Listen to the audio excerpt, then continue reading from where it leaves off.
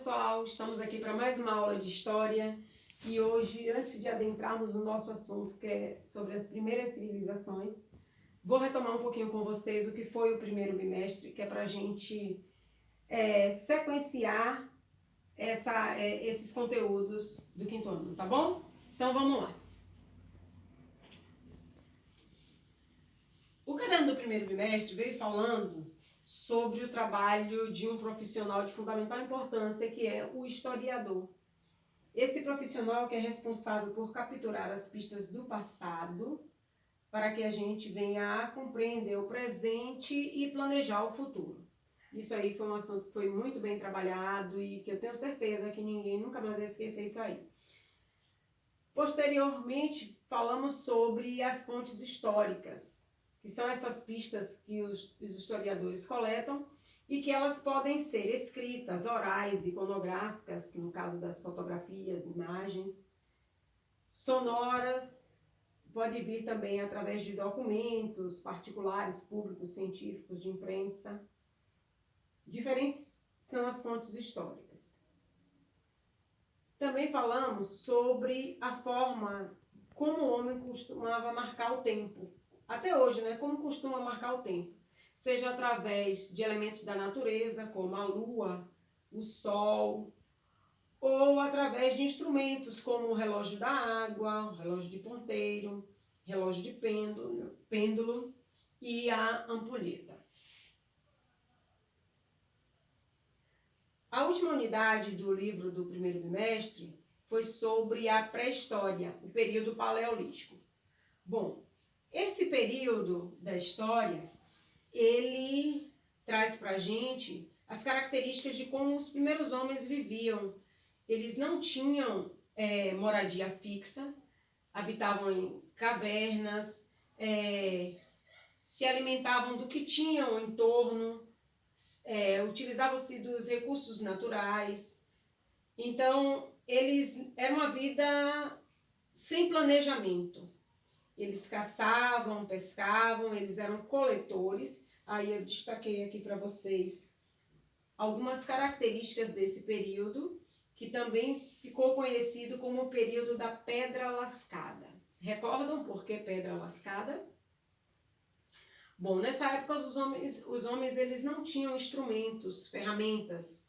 Então era através das lascas de pedras que eles utilizavam para cortar o alimento, tirar o couro dos animais para utilizarem como vestes, para caçar. Então, nesse período também da Pedra Lascada, eles passaram a controlar o fogo. Seus instrumentos, além das pedras, eram também feitos de madeira. Eles utilizavam-se de pedaços de madeiras e de ossos, né, de animais. Levavam uma vida como nômade. Por que nômade? Lembram do que significa nômade? Eles não tinham moradia fixa. Eles se estabeleciam em determinado local. Quando ali esgotavam-se os recursos naturais de subsistência, eles migravam para outro local, já que eles eram coletores e que viviam da caça, da pesca. Passado esse período da história, período paleolítico, surge então o período neolítico. Nesse período aqui, os homens já passam a se organizarem, a terem uma vida mais coletiva, deixam de ter aquela vida de nômade, de ficarem mudando-se, né? Ao esgotar os recursos naturais, eles deixam de estar mudando e passam a fixar moradia. Como assim, Pro? Eles passam a trabalhar com a agricultura, eles passam a planejar, a plantar, a criar animais. Daí começam a surgir os primeiros objetos de cerâmica, porque com a agricultura surge algo chamado excedente. Falamos bastante sobre isso. Excedente nada mais era do que o que sobrava da agricultura, né? Eles utilizavam para o benefício próprio, para o seu sustento, e o que sobrava eles guardavam nesses objetos de cerâmica, que era chamado o excedente, que eram as sobras, né? Então, eles passam também a se protegerem de prováveis invasões. Destaquei também aqui outras características, para estar lembrando com vocês, além da criação, da agricultura, eles passam a ter também, deixam de ser nômades e passam a ter a vida sedentária. Por quê? Porque fixam moradias, passam a fazer construções, e aquele período que no passado era chamado de pedra lascada, agora passa a ser o período da pedra polida, porque seus instrumentos não são mais rústicos como do passado. Eles agora têm instrumentos mais eficazes, mais eficientes, instrumentos trabalhados, polidos. E a partir desse período começam a surgir as civilizações, as sociedades antigas, que é isso que a gente vai estar falando agora nesse segundo bimestre, sobre a Mesopotâmia e o Egito, que são algumas das sociedades mais antigas.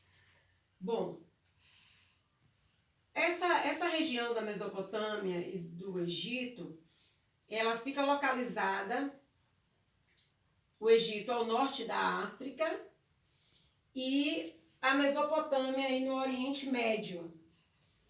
Lembrando que vale ressaltar para vocês que Mesopotâmia significa entre rios.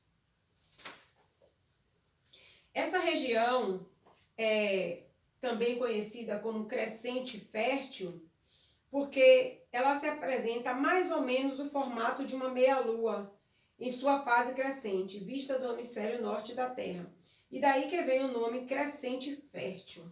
Observem aí o mapa que eu coloquei aqui do lado para vocês, do lado direito.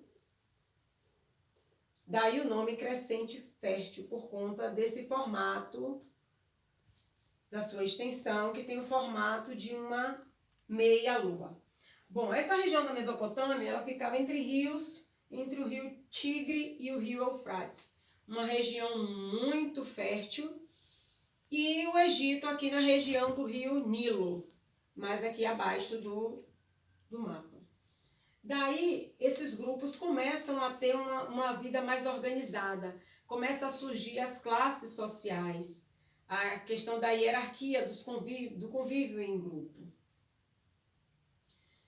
Eles passam também a praticar o comércio, que na época, quando a gente volta lá no período paleolítico e o período neolítico, que não existia o comércio, não existiam essas classes, né? E aí agora aqui, nesse período da história, a gente passa a observar uma sociedade organizada, uma sociedade com hierarquias, uma sociedade mais moderna que as outras que já havíamos estudado.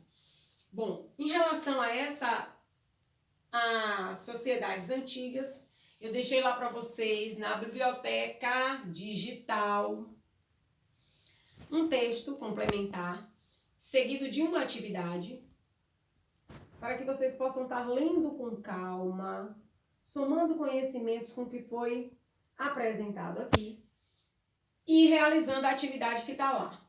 Leiam com atenção o texto complementar e respondam com calma, certo? Um abraço e até a próxima.